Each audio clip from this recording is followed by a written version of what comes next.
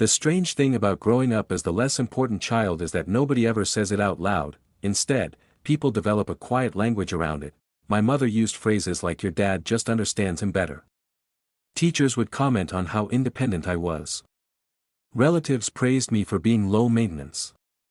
Low maintenance, that phrase followed me through most of my childhood. When my brother broke his arm falling off a bike, my dad slept in a chair beside his hospital bed all night. When I fractured my wrist during a school game, Mom drove me home after the clinic and handed me a bag of frozen peas. Dad was out of town with my brother at a sports camp. No one said the situation was unfair. They just explained it. He already paid for the trip. He can't cancel now. You're tough. You'll be okay. The strange part is that I believed them for years. Kids are good at adjusting their expectations. You start measuring love differently.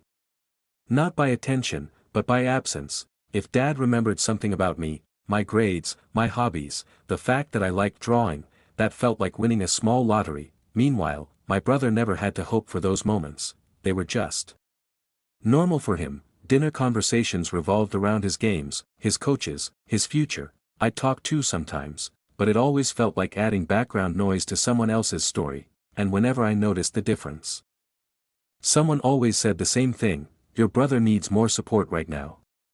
For a long time, I accepted that explanation. What I didn't realize was that the pattern had started long before either of us could understand it, and the reason had nothing to do with sports, personality, or favoritism, at least not in the way I thought. My brother was only 18 months older than me, which meant most of our childhood memories overlapped. Same schools, same neighborhood kids, same backyard, but somehow, completely different lives. When we were little, the difference looked small. Dad tossing a baseball with him while I rode my bike around the driveway. My brother sitting in the passenger seat of the truck while I stayed home with Mom. At the time, I assumed it was just an age thing. Older kid gets first turn. Then we both got older. And the pattern didn't change. By middle school, my brother had turned into the kind of kid adults naturally gravitate toward. Loud laugh. Easy confidence. The type who could walk into a room and immediately start a conversation. I was quieter, not shy exactly. I just liked observing things more than performing for them. Dad didn't seem to know what to do with that. Conversations between us always felt short. Functional. How's school? Good. That's good. Then silence. Meanwhile, he and my brother could talk for an hour about equipment, training schedules, or some story from Dad's own childhood that I had apparently heard half of but never the full version. The strange thing was that my brother wasn't cruel about any of it. If anything, he seemed confused whenever I hinted that things felt uneven. "Dad just pushes me harder," he said once when we were teenagers. "Trust me, it's not always fun." Maybe he believed that, maybe from his perspective, the extra attention really did feel like pressure instead of favoritism, but pressure still meant involvement, and involvement was something I rarely had. By the time I reached high school, I stopped expecting Dad to show up to things that mattered to me. It was easier that way. What I didn't know then was that my father was watching more closely than I realized. Just not in the ways that were visible, or fair.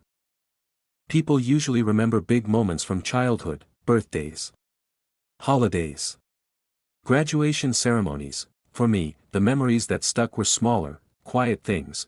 One afternoon when I was about 14, I spent 3 weeks building a small wooden shelf for my room.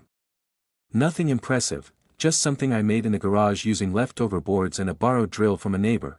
I remember carrying it into the house, feeling oddly proud of it. Dad was in the living room with my brother, watching some sports game while talking about an upcoming tournament. I set the shelf down near the hallway and waited for a pause in their conversation. "Hey Dad," I said. "I built this." He glanced over for maybe half a second. "Nice." Then his attention snapped right back to the TV and whatever strategy they were discussing. My brother didn't even look. It wasn't cruel. That's what made it worse. Cruelty at least feels intentional. This was something else, like I had briefly appeared in their world, then faded back out again. Later that night, Mom noticed the shelf in my room. She ran her hand across the surface and smiled. "This is really good," she said. "You made this yourself?" I nodded. "Your dad would love this kind of project," she added casually. I didn't respond, because that was the strange part. My dad loved building things. He spent entire weekends fixing furniture, repairing tools, organizing the garage like it was some kind of workshop museum. In theory, we should have connected over something like that, but somehow, we never did. At the time, I assumed he just wasn't interested. What I didn't understand was that my father had been avoiding certain moments with me on purpose, not because he didn't care, but because being around me reminded him of something he had spent decades trying not to think about. By the time I left for college, I had quietly adjusted my expectations, not in a dramatic way. There wasn't some big confrontation or emotional speech. I simply stopped waiting. When other students talked about weekly calls with their parents, I'd nod along even though that wasn't really my situation. Dad and I communicated mostly through short texts. How are classes? Good. Keep it up. Sometimes weeks passed without anything at all. It didn't feel hostile. Just distant. Like two people who knew each other but had never quite figured out how to talk. My brother, on the other hand, called home constantly. I'd overhear pieces of those conversations when I visited during holidays. Dad giving advice, Dad asking detailed questions, Dad laughing in a way I rarely heard directed at me. At first, I thought moving away might change things. Distance has a strange way of resetting relationships.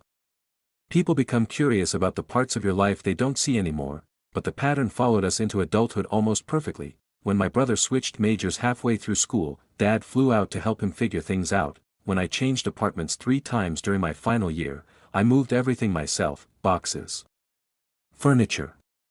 All of it. It didn't make me angry anymore, just tired. By the time graduation came around, I honestly wasn't expecting Dad to show up. And when he didn't, it barely surprised me. What did surprise me was something else. A few weeks after the ceremony, Mom mentioned something casually during a phone call. Your dad watched the live stream, she said. I paused, of the graduation. Yes, she replied. He sat through the whole thing. That didn't make sense, because if he had the time to watch the entire ceremony online, why couldn't he make a phone call afterward? At the time, I assumed the answer was simple, disinterest. Years later, I realized it had been something much heavier than that. The moment everything started to shift happened last winter. Nothing dramatic led up to it, just a normal visit home. I had taken a few days off work around the holidays, mostly because Mom insisted it had been too long since I'd visited. My brother was there too, which wasn't unusual. He lived closer, so he stopped by more often. The house felt the same as it always had, same creaky stairs. Same kitchen table that had been repaired so many times it looked like a patchwork project. One evening, after dinner, I went upstairs to grab something from my old room.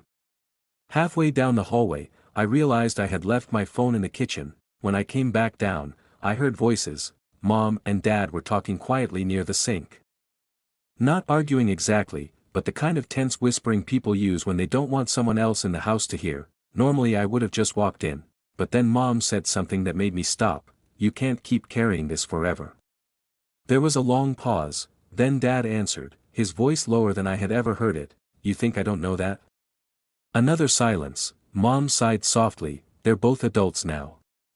Dad didn't respond right away. When he finally did, the words came out slowly, like he had been holding them down for years. You don't fix something like that by pretending it never happened. I stood there in the hallway, completely still, because I had no idea what something like that meant.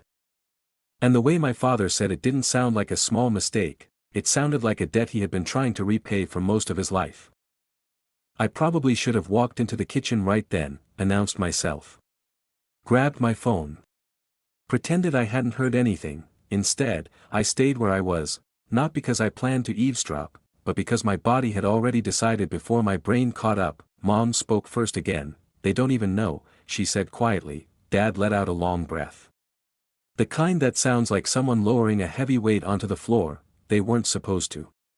Another pause, then Mom said something that finally gave the conversation shape. You were just trying to help him. Help him? Dad rubbed something across the counter. I could hear the faint scrape of his hand against the wood. I pushed him too hard, he said. Back then. I thought I was doing the right thing. My chest tightened, Mom's voice softened. He was a kid. I know. The 2 words came out sharp. He wanted to quit, Dad continued after a moment. And I wouldn't let him. For the first time, I heard something unfamiliar in his voice, regret, he got hurt because of it, Dad said. That's the part one can't undo. Everything suddenly felt like it clicked into place. My brother's sports career had always been intense growing up. Practices, camps, training schedules that seemed extreme for someone so young, if Dad had pushed him too far. If my brother had been injured because of that pressure. The favoritism suddenly made sense. Dad wasn't choosing him, he was compensating, trying to make up for the damage he believed he caused. Standing in that hallway, I felt a strange mixture of emotions, relief, confusion, and something close to guilt, because if that story was true, it meant I had spent years resenting my father for something that was really just. Remorse, at least, that's what I believed at the time. What I didn't realize yet was that one small detail in that conversation didn't fit the story at all. For the rest of that evening, I pretended nothing had happened. I walked into the kitchen a minute later, picked up my phone from the table, and asked Mom if there was any leftover pie in the fridge. Dad barely looked up. If he suspected I had heard anything, he didn't show it. But once the idea had planted itself in my mind, it refused to sit quietly. Over the next few days, I started noticing things I had never paid attention to before, little details. For example, the injury Dad mentioned. My brother had played sports all through high school and part of college. I remembered plenty of sprained ankles and bruised ribs, but nothing serious enough to explain decades of guilt. No career-ending accident, no major surgery, nothing that felt like the kind of mistake a father would spend 20 years trying to repay. At first I assumed I had just forgotten. Memory can be unreliable, especially when it comes to childhood. So a couple nights later, while my brother and I were sitting in the living room watching something mindless on TV, I decided to test the theory. "Hey," I said casually, "do you remember when you got hurt playing sports when we were younger?" He glanced over. "You mean which time?" "The bad one." He frowned slightly. "What bad one?" "The one Dad blamed himself for." My brother muted the TV, then he looked at me like I had just asked the strangest question he'd heard all week. "What are you talking about?" he said. I waited for him to laugh or clarify. He didn't. Instead, he shook his head slowly. "I never had some huge injury," he said. "You would remember that." That was the moment something cold started forming in the back of my mind, because if the story I overheard was true, why didn't my brother know about it? That conversation with my brother stayed in my head for the rest of the visit. I kept replaying the words I'd heard in the kitchen. He got hurt because of it. But if my brother had never experienced some major injury, then who had Dad been talking about? For 2 days, I tried to ignore the question. Then on the last night before I left, I finally asked Mom. We were alone in the kitchen again, almost the same setup as before. The dishwasher humming quietly, the house mostly dark. I tried to sound casual. "Did my brother ever get seriously hurt playing sports when we were younger?" Mom paused while drying a plate. "Why are you asking that?" "I just heard Dad mention something the other night." She didn't answer right away. Instead, she set the plate down and looked at me in a way that made my stomach tighten. "You heard that conversation?" I nodded. For a few seconds she just stood there, thinking. Then she said something that instantly made my chest feel heavy. "He wasn't talking about your brother." The words hung in the air. "Then who?" I asked. Mom's expression shifted into something complicated, part sympathy, part reluctance. "You." I actually laughed at first, not because it was funny, because it sounded impossible. "I never played sports like that," I said. "I know," she replied quietly, "that's because of what happened." The room felt smaller somehow. "What happened?" I asked. Mom exhaled slowly, like someone about to reopen an old wound. "When you were little," she said, "your father made a decision he's regretted ever since." And the way she said it made one thing very clear. The story I thought I understood wasn't just incomplete, it was backwards. Mom sat down at the kitchen table before she continued. The movement felt deliberate, like she needed to ground herself before saying the rest. "You were 6, she said. I tried to picture myself at that age.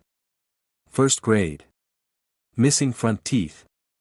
The vague blur of early childhood memories. Dad had always been intense about activities back then, sports camps, training programs, weekend leagues, mostly for my brother. At least, that's how I remembered it. Mom folded her hands together. "There was a summer program your dad signed both of you up for," she explained. "It was supposed to help kids develop coordination early. Running drills, balance training. That kind of thing." None of it sounded familiar. You hated it, she added gently. Every day you begged not to go. That part felt believable. I told your father maybe it wasn't the right fit for you, Mom continued. But he believed kids sometimes needed to push through things. I could almost hear Dad saying something like that. During one of the sessions, she said carefully, there was an obstacle course. My stomach tightened. You fell from a climbing structure, she said. The memory came back suddenly. Not the whole day, just fragments, bright sunlight. The rough plastic of the bars. The sharp shock when my arm hit the ground wrong. I broke my arm, I said slowly. Mom nodded, but then she added something I hadn't known. You also hit your head, she said quietly. The room felt silent. You were unconscious for almost a minute. I stared at her, and after that, she said, your father refused to let you do anything physical again. Suddenly pieces of my childhood rearranged themselves in my mind. No sports teams, no rough activities, Dad stepping in any time something looked remotely risky, but that still didn't explain something. Why would that make him favor my brother? I asked. Mom looked at me for a long moment, then she said the sentence that made everything finally click, because your father believed he had already taken something from you. After Mom told me the rest, I sat there for a long time without saying anything. Apparently the doctors had warned my parents that the concussion might cause long-term problems. Memory issues. Coordination issues.